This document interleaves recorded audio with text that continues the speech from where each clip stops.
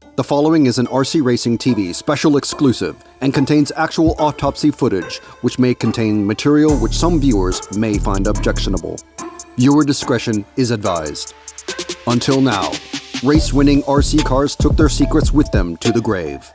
But today, the RC pathologist has the tools and understanding to dissect winning vehicles from the past, allowing them to reveal their secrets with amazing accuracy. Now you can enter this world, a world both fascinating and forbidden. This is the world of RC Autopsy. Tonight on the slab is Neal Cragg's 2005 world's winning B4. Ooh, what has happened to this specimen today? So what's this? Looks like a car that Neal Cragg might have driven.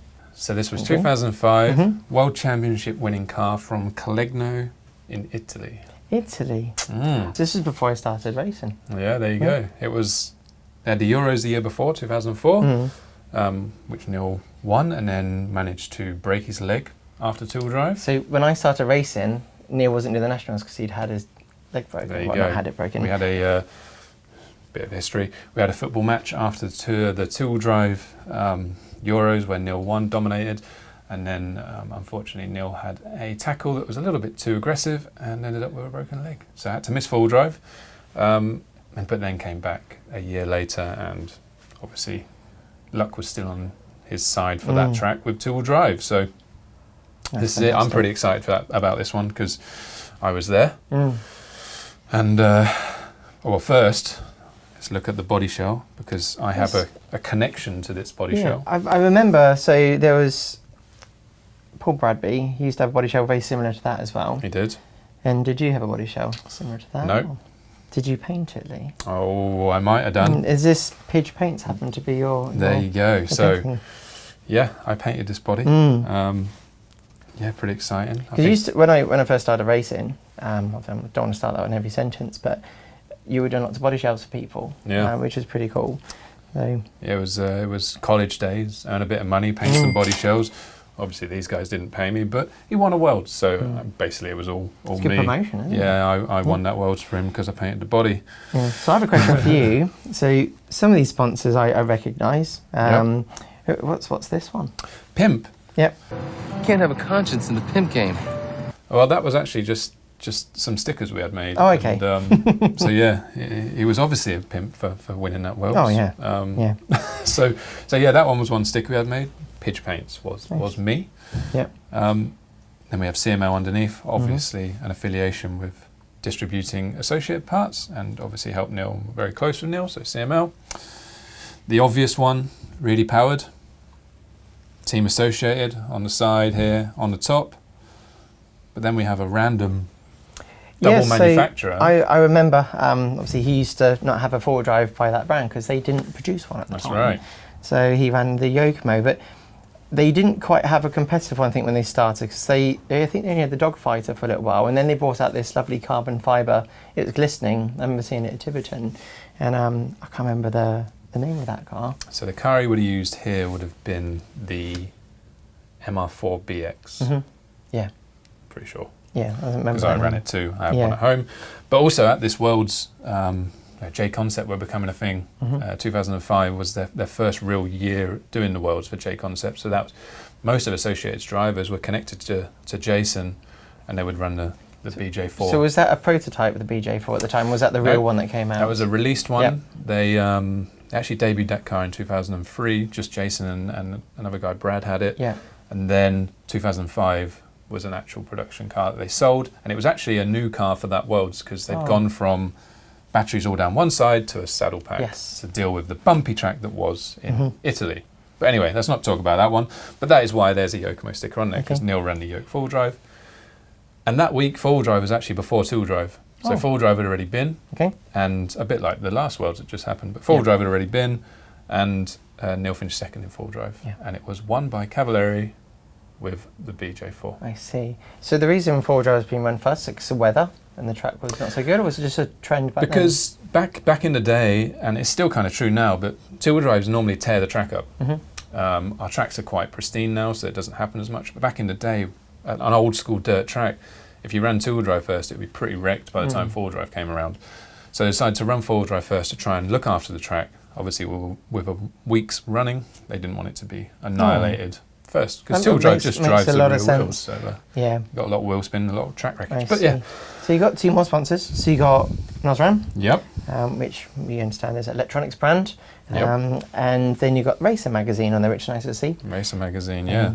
And then there's a few on the wing, but it's just associated, and I guess that's a Reedy one, I'm not really sure. Okay. Looks like it.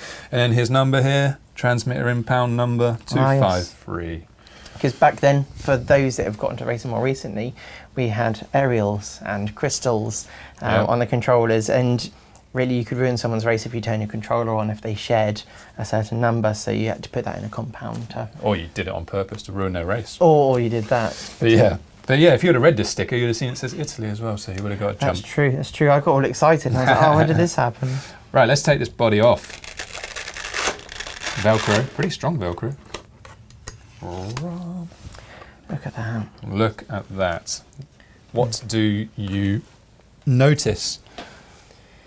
Well, what I noticed is what I remember from, it was in the magazines, and you've got 6-cell battery, you're only running 5 cells, which is the really cool thing, which I guess calms everything down. I remember reading, because that was kind of cool, you know, we don't need all that power.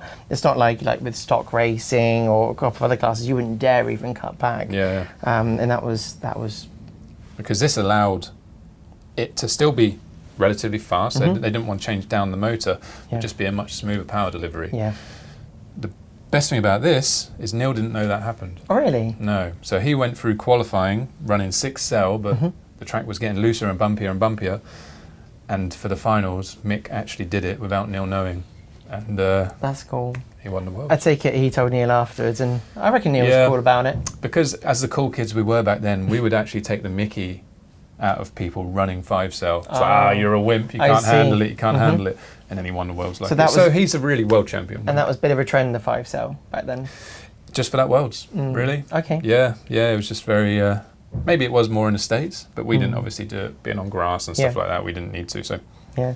The other bit is speed controller was a bit smaller back in the day. Yeah, tiny. Because they're only brushed, which is, it was a bit of a, now we focus on do your shocks, diffs and things like that, prepare your tyres.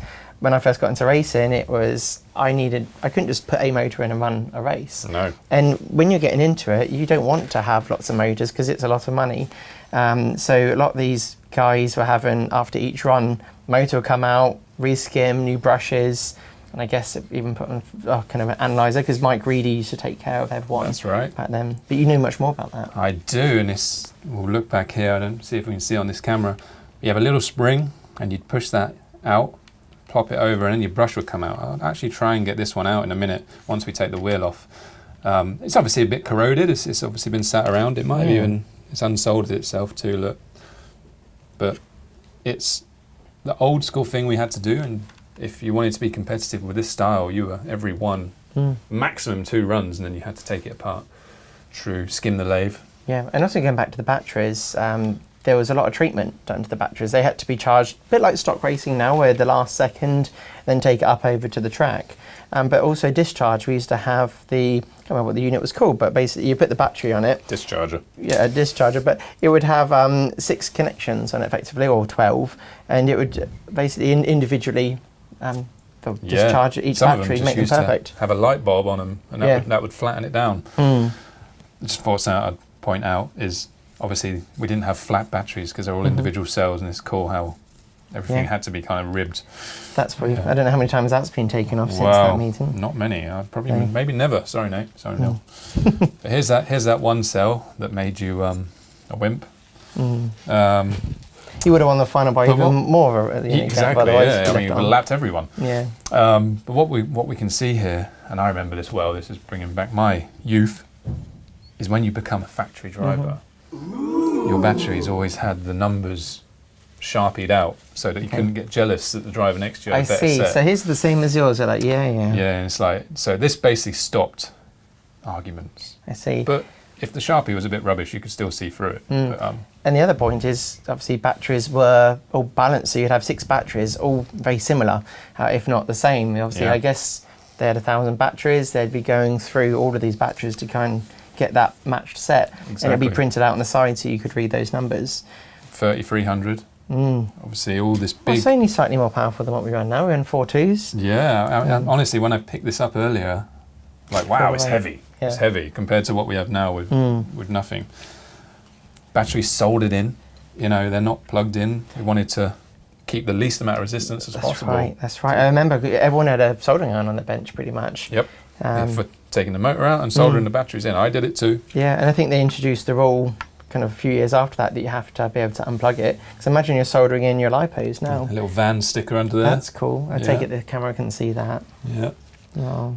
Vans, but yes. I take it Neil likes Vans. He's not sponsored by them. Yeah, he was a BMX kid.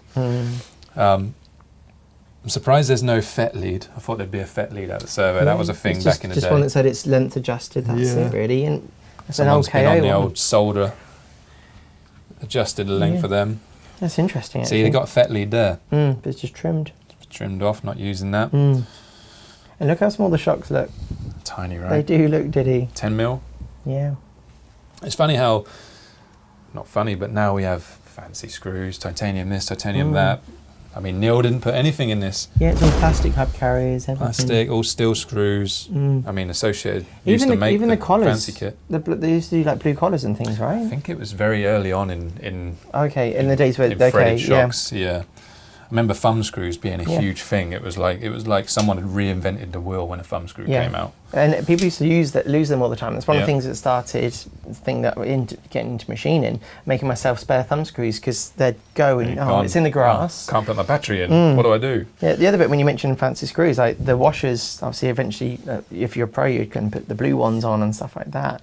So obviously he's got the blue turnbuckles because black ones came in the team kit. So he's got the pro kit. But that's the nice thing actually, someone could have brought that afterwards. Yeah. It would have come with those springs, front and rear. Yeah, it would have, yep. The dirt spec. See, what we always used to run a painted wing. This used to be my favourite wing because it's that big curved one. Is Big that Yokomo curved. wing? This was a Yokomo wing, I'm pretty sure. With a huge gurney flap. Because there wasn't much grip, but we didn't want it to look super ugly, so we wanted that gurney flap clear. It looks cool. Yeah. Slightly off colour compared to the body. Hopefully it's gone off in the sun, who knows. Might have been me. I reckon we should whip some wheels off this thing. What do you think? Absolutely. Because there's some standout things on the older cars that are different to how we have things now, aren't I have they? to grab some of the tools from this side because obviously Hopefully that one works. Oh, that one's... Oh no. Oh no. I thought I got the biggest one we could get. Wow, we need a bigger one. I might have to run into the factory and Find it. yeah, the front one you'll be able to get Front off. one, yeah. It's like a 2 mil. But what's it going to be, that guy? No, that's too big. I think that one would do it. That Just be one. nice. And no wheel nuts on the front. Oh, that's a bit big too. Oh, is it the smaller one? Smaller one. Oh my word. Do you want to run into the It's like factory? we're not prepared. Let's do a cut for a second. Cut the cameras. So one big difference to where we are on today's cars is everything was Imperial threads on the American brand cars, and if you had a Japanese car like Yokomo, it would have been metric. So if let's say Neil would have had his Yokomo 4-wheel-drive and then associated 2-wheel drive, his dad would have had to have little boxes of screws of, Imperial as well as the metric. So obviously tools as well, you need 2 sets of tools, which is less fun. You do. Look at all the tools we've got now. But, right, 2 major differences. Let's start. What's that? That is a pin drive wheel. Pin drive wheel. And that was the norm. That was the norm. And then up the front, A bearinged wheel. bearing wheel. So obviously now we have a very industry standard 12mm hex. Whereas back in the day, you had pins. Yokomo had like a huge hex with like 6 screws at one point, and then they had 3 screws, and then people would have even different size hexes between. Whereas we're at a very standardised thing now, aren't we? Very standardised. Different front wheels. Losi always had a hex front wheel, whereas Associated they used to have bearings you pushed into the wheel, and it was held in by a screw. I think originally it was a nut. I remember because the team kit only came with the nut, so you had a steel shaft, and that was the cool upgrade. This was the cool upgrade. But you'd always lose your screws. You would. It's a special screw. Well, I would anyway. Yeah, and it was cool because it wouldn't touch anything if you clipped a pipe. It was smooth off in there. It just that kind of pro look, wasn't it? And it was, yeah. It'd be nice to have that now, It was a bit like wouldn't it? thumb screws. A bit like thumb screws. I'll tell you what I'll do is I'll put this back in, because if we start lifting the car up, I don't want the battery to fly Take the out, weight and I can't in. unplug it, as we just spoke about. Well, I've got some wire cutters, so we could always trim the wire, right? Yeah, you wouldn't mind. So this was a B4. I don't think we mentioned earlier. This was an RC10 B4. That's right.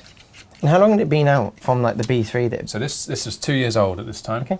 Yeah, 2003 was its debut year. Was the world's year. And from what I remember, it hit the market hard in the way that everyone ran one when I came into it. I'd see only a couple of other brands running. Yeah. Whereas now it's a lot more, let's say, even. Back then, the only car you needed was one of these, which was obviously fantastic for that company. And everyone had the same spares. So if you need a wishbone, a tower, anything like that, you could just go and grab one off your friend. Yeah, 100%. And they were pretty simple. So let's turn this upside down. Nothing's going to fall out. So, question I have for you. It's only What fell out? A weight fell out. Yeah, where did that come It from? would have come from back here in the Okay. chassis. Well, a weight fell out, ladies and gents. I seem to remember Back in. we had the choice of plastic. So you had plastic chassis, graphite Yep. wishbones and stuff like that. Do you know what's on this car? So I think it's a standard plastic one. Yeah, because it looks more dull and black, doesn't it? Yeah. And I think these are a graphite front arm. Don't want to twist them too much, you never know. Got some blue screws there as Yeah, well. a couple of blue Taking some screws. risks there with Ali screws. Factory team stuff, that's what it was called. Obviously a separate rear plate they had on these That's cars. right. Gearbox sits in a plate. Everything looks quite brittle, doesn't it? Yeah, and we used to have fixed towing on these cars as well. We only ever We changed did. the anti-squat, and we lived on either 1 or 2. Yeah, and fixed at 3 degrees. Mm. But then Rayspeed made some blocks. It's on ones, right? It was a 1.5s, Yokomo or Japanese company, and they're actually designed by Shin. Oh, that's cool. And I remember this Worlds, everyone wanted them Rayspeed blocks, I but see. Neil didn't use them. He used a stock block. And the one thing that on the older vehicles had, when you look at a CVD joint, so where you have your pin that's in a groove and a barrel that can slide, that assembly is very common on the cars. But the cars nowadays have an axle with the cup, which takes the bud of the joint to go in there, and then the pin is inside the drive shaft. Inside the bud of the dog bone. Whereas on these cars, we had the cup on the dog bone side of things.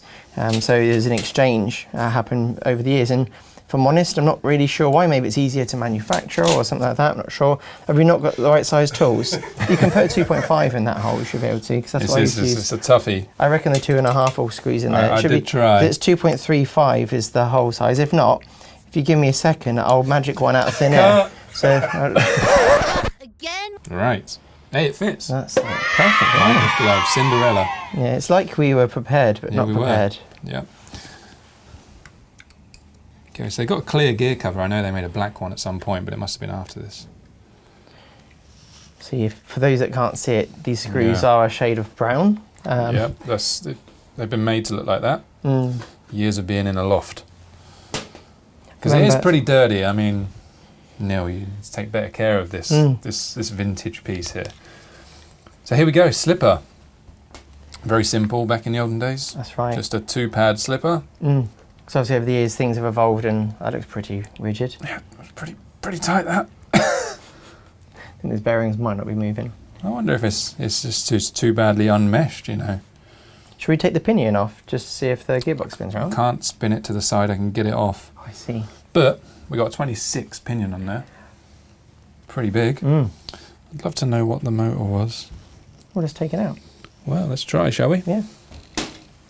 So do we think we might have the right tool for it now. this might be a 2 mil though? It should be. It should be. It's metric screws holding motors together.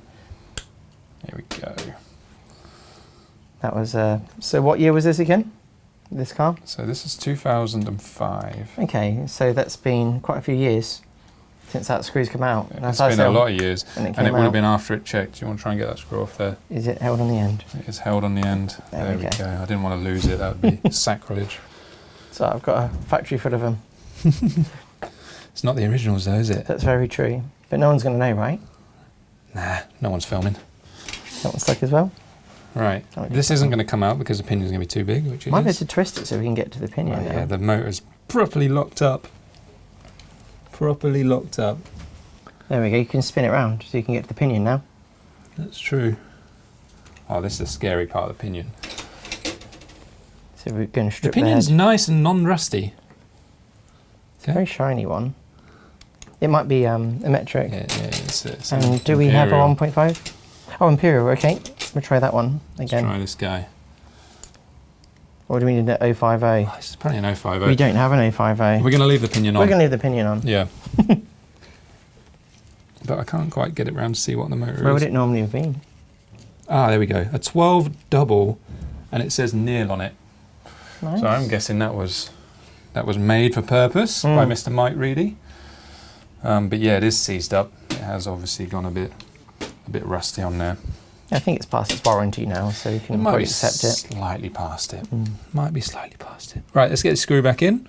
Yeah, so obviously, if you don't know the brushed numbers, so at the moment we run things like 5.5 turns, 6 turns, and also there's the KV rating on like the basher type cars that are available.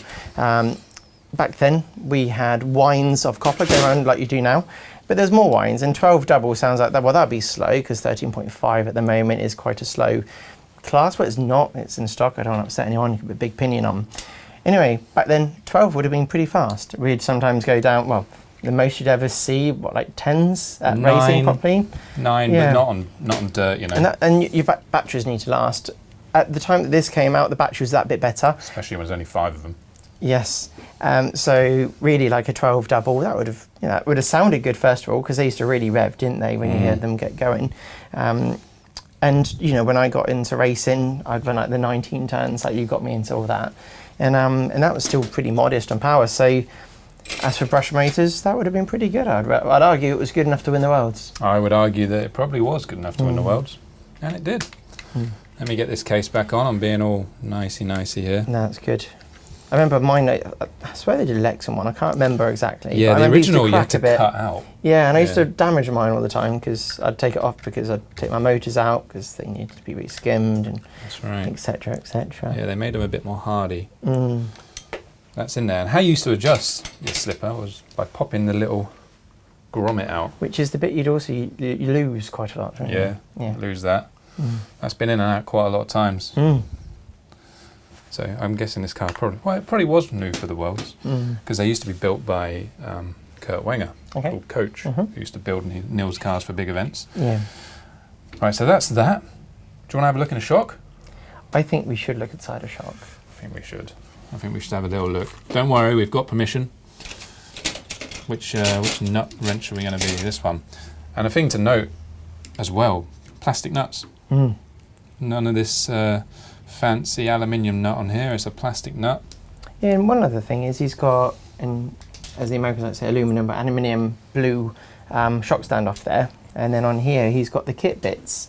So you've got a plastic bush which goes inside it and then a little nut to hold it in. So That's right. Were they plastic bush like this? Or were they...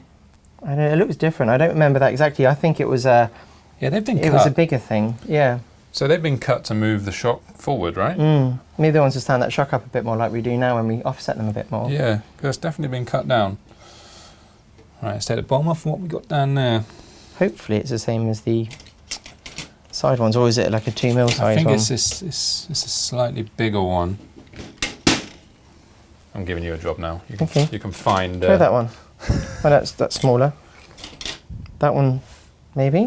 Let's try these. We've got all the I different think colours. we have the entire range. We have at Schumacher Racing. Here we go. So We're in there room. we go. So this is coming out of the inside hole. Only 2 holes back here. Do you remember the common hole that you'd run? There's always this one. Unless we went on grass, then I would put it in the outside. Stiffen that rear end up nicely, make it drive. That's it. And I ran for Schumacher, for Associated for a long time, 10 years. So, shock. Little baby shock here. Pop this off. I mean, this definitely hasn't been opened There's since... some World's dirt on that. You have to wash your There hands is. after this, haven't you? Look at that. Bit of red rust dirt. Little spring retainer on the bottom. Little plastic piece. Okay. Because they came with the team shocks because you didn't have the shock collars, those little bits. Gotcha. And so, I but can't you run it the remember other that. side and then you put your clips in to change your height, whereas he had threaded shock bodies on them. Yeah, still got the I Collegno like that. dirt. That's cool. Shock still works. Pops out. He's We got always- the unobtainium shock shafts in Ah, as you well. remember the I remember that name. because I wanted some. Yeah. Because they were actually really slippery compared to what I had They at the time. were. It had a cool blue tint to them as well, which was nice. Feels bad that I'm taking this off. Is that right? I think you should put it back together. Oh, you got that far. Well, it's definitely not clean. Look at that oil. It's a nice brown. I mean, it was so dusty, that track. I remember it like it was yesterday. Because we used to have moulded pistons inside, didn't we? So it should have one with like a number on, right? A 1 or a 2 or something. It will like have that. a 1 or a 2 or a 3. I think That's they only right, have yeah, 3 there was 3, types. wasn't there? I can't quite see it. Right, is that all the way up and you can't see it? Yeah, I don't want to go too much higher. I don't And want we it to can't spit pour the the oil out. What we could do is use the X-ray camera to do it. Yeah, have you got an infrared camera? Yeah. You can have a little look down there. But I mean, you can see how dirty it is, and that's not picked up dirt from just sitting. No, no. Because that would just be from the track going in the bottom. Yeah, and we get it nowadays. Like they get dirty very quickly on these fine dirt tracks. But this was, I know, Mick was meticulous as well, and we were changing O-rings almost every run back then. So this would have only done 5 minutes, I see. 10 max. It feels so tiny in my hand. It feels like I'm playing with a micro shock. I don't want to drop it now. So no bleed screws in these. We never had that back then. That's right. I remember it was getting into the hobby. To learn to bleed them, it was a bit of a frustration. Yeah. Because you'd do it and then you'd screw it at the end and then the shaft's coming out about half an inch. You know, It was an art. yeah. I've done it quite well there, I'm not going to lie. A little bit of seepage. We've got I some think tissue. we've got a just tissue here. Give a little mop up. Thank you. I thought That's you were cool. going to mop it for me. Well, I wasn't sure. I don't want to hold your end. There you go. Back on. There we go. What No have one's you- going to know, right? No one's going to know. There might be a Lee Martin fingerprint somewhere, Isn't or there? Dr. It's like a Martin's, meme, right? isn't it? Yeah. No one's going to know. There you go, a shock. It's back. There we go. I feel better now. And actually on the bottom, on the spring cups, we used to have alley ones and plastic ones. Yeah. This is an alley one, or a steel one. Okay, maybe it was steel and or maybe Yeah. the plastic was in the real Because beginner kit. The plastic ones you would crush Mm. when people...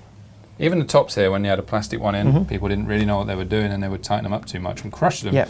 And then why is my car not handling very Yeah, well? and the shock wouldn't move and you'd be like, oh. I'm going to put the top on first so it makes my life easier. So what else do you... Oh, all I remember is we only had ball diffs for these cars back then. Yep. Gear diffs wasn't really a thing for 10th scale. Definitely wasn't. So I wonder how that feels still. I'm sure that was pretty fresh before it went on. You know what? I felt this earlier. Yeah? Fresh, yes. Really loose. Oh, okay. Yeah. Okay. I thought, wow, we ran ours too tight, or this is really loose. The thing is, there's these arguments as trends happen, but like we always ran ours loose for a long time on the Schumacher cars, and I went to the Worlds and actually my prep before going up to that, and over there at the moment they run them very tight. They're very high bike tracks, so this was a very loose dirt track, I'm guessing, or was it not was that loose? very loose. So maybe they were running them tight before that, and that meeting they had to. So, do you mind if I have a little feel? You can have a feel. Yeah, that's cool. So you know when a diff's going to come back because your motor starts turning around, but that would never happen with this one. It would never happen with No, a but brush motor, to be honest. That just feels like freshly built, doesn't it? You see a little O-ring in there, and so there's an O-ring as well as the cap inside there. Yeah, you can see O-rings both sides. Maybe to keep some dirt out. Or I can't Yeah, really maybe remember they're why we just did fighting it. Yeah, so you can see in here there's the plastic cap that. Yeah. and then an O-ring as well. So hopefully you can see down that groove. But that's interesting. So they might be having the caps fall out, but then I remember they're quite snug, the caps. There, wasn't Yeah, there? I don't think they would have had. Yeah. It's interesting the amount of, because the diff outputs have got, I don't know, a lot of, so that, the corrosion like the batteries have got, the algae coming off it. It's not rusty, but something else growing I off the think side it's of come it. from the motor, right? I guess Maybe so, it's something's contaminated spitting on it when it's been going around. I mean, one thing I noticed with the older cars like the B4, not much adjustment. Mm. You know, very simple. You concentrate on shock springs, Yeah. but you wouldn't massively move links a major amount. Like you can adjust your front hub height by not even a mil, like each side. So, and then wheelbase, very small amounts, as Yeah. you say, fixed toe. Yeah. Things like the rear wheel base adjustment is 1 mil each way on the back of that car, and yet now, like on our current dual drive, we've got a 12 mil shift with wishbones flipping. A lot of brands have gone down this route of that vast adjustment. Yet back then it was enough, but we had rear motors, the cars drove differently. And we didn't have as much tyre grip, we didn't have as much power. Yeah. The cars were heavier. lots and lots of things. Maybe the golden age of RC. Maybe we're all a bit too fast now. We sound like old people. We do. Yeah. No, we're not old, are we? No, I don't think so. Nah. It's all relative. It's all relative. The other bit that kind of strikes out from before is like a moulder shock tower, one shock tower for the car. You could, I think, get graphite one or plastic. I run plastic because I'd break the graphite ones because I used to crash. Yep. Especially in the early days. I still crash quite a lot now. I'll tell you what, bringing back memories of putting these wheels on, because sometimes you were in a rush or you were not very experienced and you'd whack it on, you'd not line the pin up properly, put the nut on, it would make its own pin in the wheel, right. and then you'd strip it in your first run. Yeah, and what did I do wrong? Yeah, what did I do wrong? Well, you didn't get it right. Yeah. I remember on this car I used to break the front shock towers, front wishbones a lot when I first got into the hobby. And basically that's what I spent more money on wishbones and shock towers and tyres at the time. But after some time got used to it, and what I found was it's kind of the common thing, like you get a fresh car, but then you run it for a while, get better and better, really easy to drive. So, and I found with the being a lot of composite materials, sometimes you'd build one and it was just rubbish. Yeah. Like no matter what you did, it just wouldn't work. You put a new chassis on and built a fresh one, it would be awesome. It's like there was a real tendency in how it came out of the mould maybe, and how it, and that related to how it drove. Even how you built it the first time, maybe something wasn't quite right, and you'd have to reset. Yeah, and one thing that's changed a lot since then, when you want to change a diff now, generally if it's more than 4 screws and a couple of ball joints, it's a pain. On this and a lot of the cars out then, you had to kind of get everything off. Yeah. You know, to get to it. This wasn't so bad though, was it? A few screws on the side, kind of bottom mounts and that. I think rear motor wasn't as bad as when we went mid-motor trying to get them all out. Yeah, it's all squeezed in. So the last thing I'm going to say on this is the bod scoop. Ah. See this here? This front wing.